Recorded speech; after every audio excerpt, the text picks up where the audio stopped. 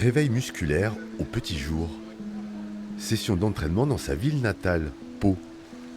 Depuis 2022, Emeline Pierre est installée à Brest, mais son bassin habituel est actuellement indisponible. Sur sa proposition, son entraîneur a donc organisé ce stage dans le sud-ouest. Une parenthèse, un retour aux sources.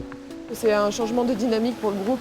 Papa et maman, quand je leur ai dit qu'on venait là une semaine et demie, étaient très contents parce que je les vois aller 2-3 fois par an. Donc passer une semaine et demie chez eux à la maison, ils étaient très très heureux.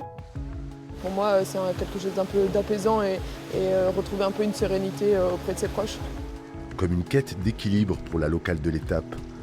Autour d'elle, ses coéquipiers du cercle élite des nageurs de Brest, 8 valides et 2 paranageurs, dont Emeline. La piscine nous a très bien accueillis, les maîtres nageurs. Être au soleil en extérieur, pour eux, c'était vraiment la différence. C'est vraiment ce qui change de ce qu'on a l'habitude de connaître à la maison. Encore. Allez, de la vitesse.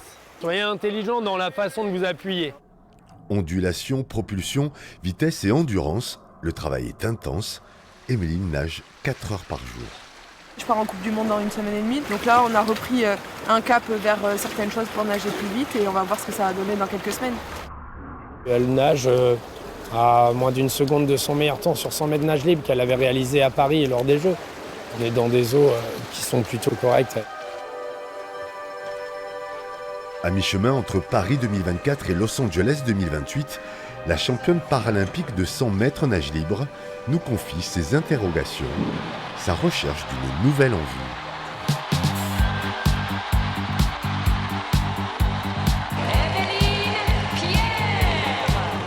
Ces jeux réussis, ils sont venus assoupir certains besoins que j'avais dans l'eau, c'est les choses qui m'animaient en fait, tout ce que je venais chercher à l'entraînement. Il y a certaines choses qui ont été assouplies par ces médailles-là. Intérieurement, ce petit feu, cette petite flamme, j'ai dû la recréer, la réinventer, la retrouver d'une autre manière.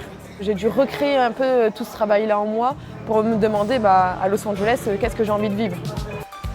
Après les émotions du sacre parisien, Emeline Pierre aspire désormais à découvrir la voie de son rêve californien.